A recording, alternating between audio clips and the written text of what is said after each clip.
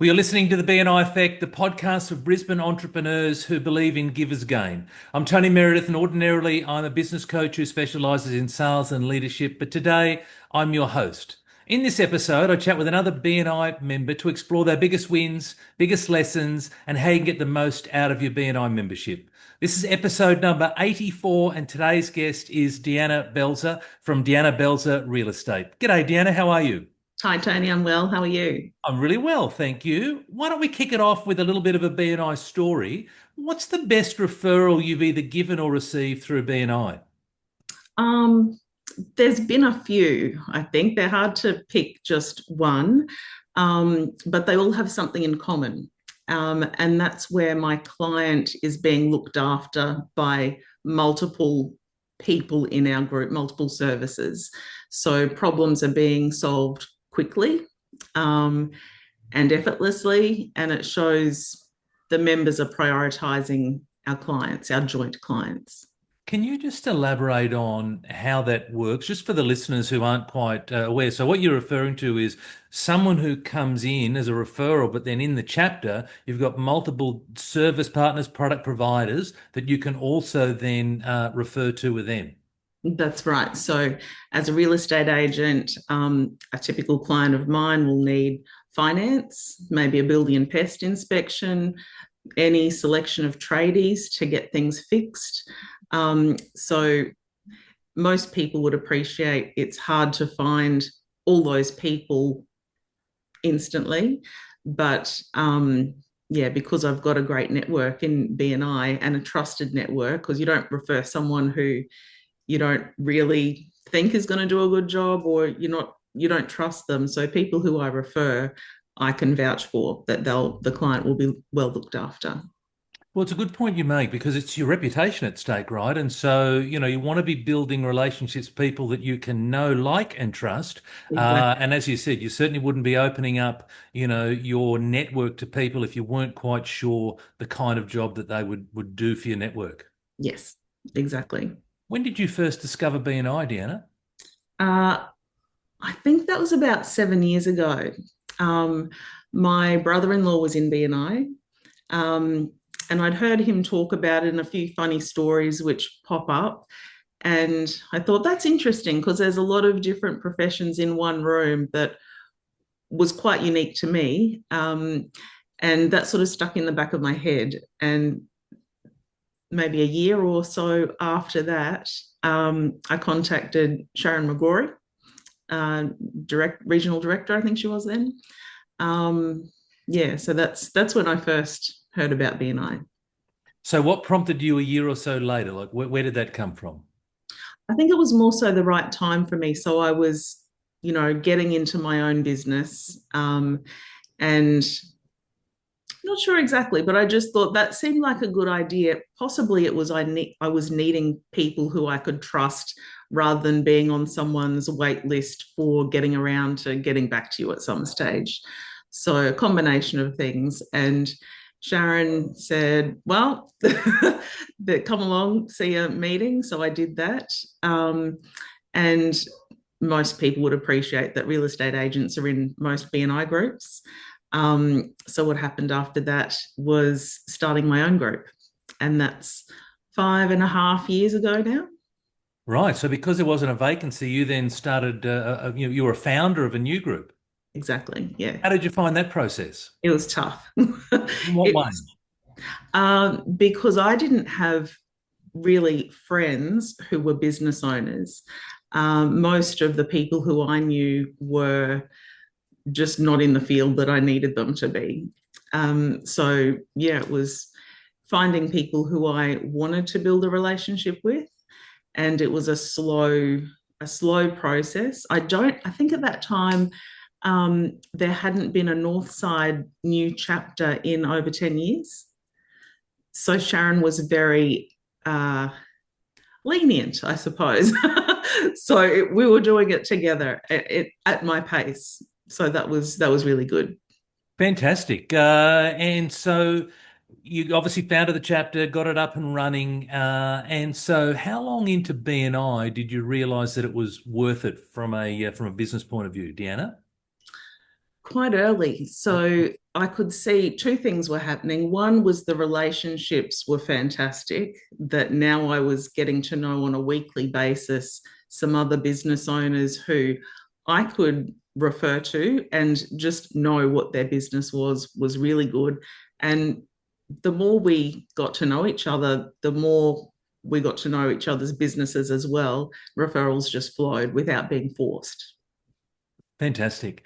What do you consistently do that ensures success for you in BNI? Uh, I think the basics you have to do, but communication is probably the most important thing. So it's not just getting back to people about their referrals, how they're going, updates, but socializing. I don't want to turn BNI into a social network, but there is a big element of that. And I think that's important, that the more you know people personally, um, the easier everything else is. Well, I mean, it's a very important part of it. And whilst you've got the formal structure of BNI, it's the informal stuff when you really start to build those relationships of know, like, and trust. And I'd argue it's when people sort of bring the mask down a little bit and just relax a bit and be themselves, and you get to really know who they are. And like you said, it can really just help, form stronger bonds, stronger relationships with each other. A lot easier. Yeah, absolutely. So that's the good stuff. Or on the positive side, what are some mistakes that you see members make that perhaps holds them back from maximizing their BNI membership? It's funny because when you start in BNI, you're given the secret on how to win, and it's pretty easy. You attend meetings, you give referrals, you bring a visitor. It's easy things. You know how to win, so just do those things. And if you want to be even better, I think you socialize with people and you get to know them better. Um, yeah, so I guess just not doing the basics is what it's holding them back. And if I had to pick a second thing, it would be not recognizing that they have a great opportunity. If there's people within the group, or if there's someone that's not in the group that they want to be there because that would make more sense for them, go and find them. So, like when I was first starting out, I didn't have my mortgage broker, my building and pest guy, my tradies. So I did a little bit of stalking online, I guess. Who would be a good referral partner for me? And then call them up, say, hey, do you want to meet? Might feel awkward for some people, but I just did it because I wanted to meet those sort of people. And if they wanted to grow their business too, let's have a coffee.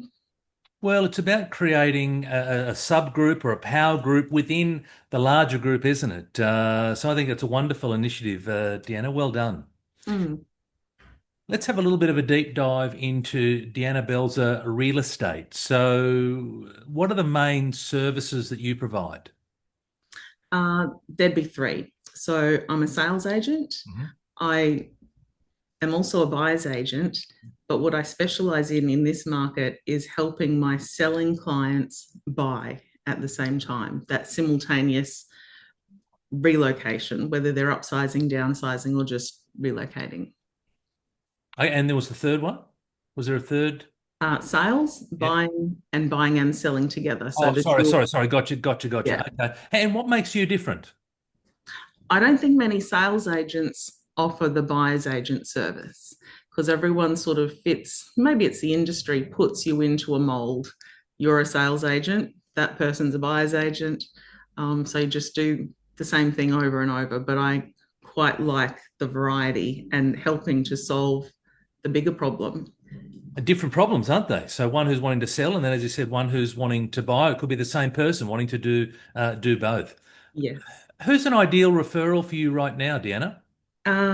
Someone that wants to sell, they know that it's going to sell really quickly, but the trouble will be buying in this market because the available properties in the last 5 years, that pool of properties has shrunk year on year on year.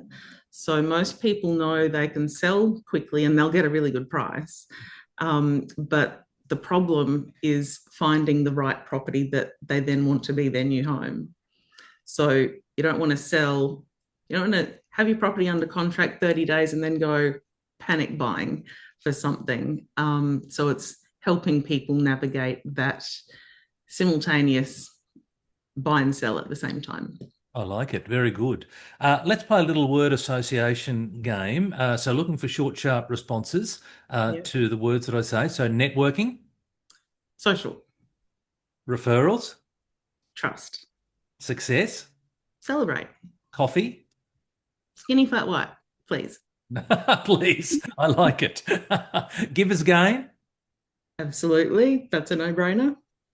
sport, Team, team, training, BNI.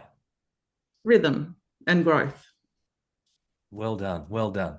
Deanna, if you could give one piece of advice to someone who wants to grow their business through networking, what would it be? It starts with a coffee, coffee and a chat. Visit a, a BNI group, and if you don't gel with them, visit another one. It's an interesting point you make, and I was having a chat to someone just recently about this. So, even though BNI is under the one umbrella, each chapter is very different, and it's different because it's run by people. So, like you're saying, go along, try it out, but the one that you try doesn't quite feel right. There are a number of others that you can go and try to perhaps find the one that's a better fit. Absolutely. Yeah. And particularly the people in your contact sphere. So for me in real estate, I want to get along really well with the property manager and the building and pest guys and know that the tradies will turn up, not rip people off, do what I want them to do because I'm going to be referring these people all the time. So feel good about the people that are in there.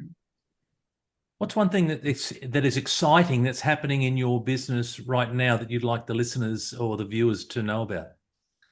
It's probably a bit too early for any proper announcement, but I'm working on a plan to collaborate with another BNI member, BNI real estate member. So I'm just by myself in my agency, but I would like to have holidays and, do things. So that's one thing that I can't rely on my current chapter to help out with. So I'm looking at other real estate agents in BNI chapters nearby to see if they'd be interested in collaborating tag team when needed. Well, I like it, and I think potentially it can go the other way, right? They may want a break, and you could help out, and then vice versa. And that's one of the great things about BNI is that it's not just your chapter. This is a global thing. It's been going for 40 years in Australia. I believe we've got something like 282 or 283 chapters across Brisbane. There's got to be at least 40 odd. So certainly plenty of opportunities to find people like you're saying that may be able to collaborate with you and enable you to take a break once in a while. Yeah, it's like subbing for your business. Sure is, sure Yeah. is. Deanna, how can listeners learn more about you or get in touch with you? Phone is best, then coffee and a chat. Easy. Fantastic. I love it. Hey, thanks a lot, Deanna. Really appreciate it. That wraps up another episode of the BNI Effect. My absolute thanks to Deanna Belzer for sharing her insights with us and showing us what's possible in BNI. If you're a member, take one of the ideas that Deanna has shared, perhaps put it into place over the next week and see what happens. Alternatively, if you're a visitor, I hope that you've seen how powerful the BNI community can be for you and your business.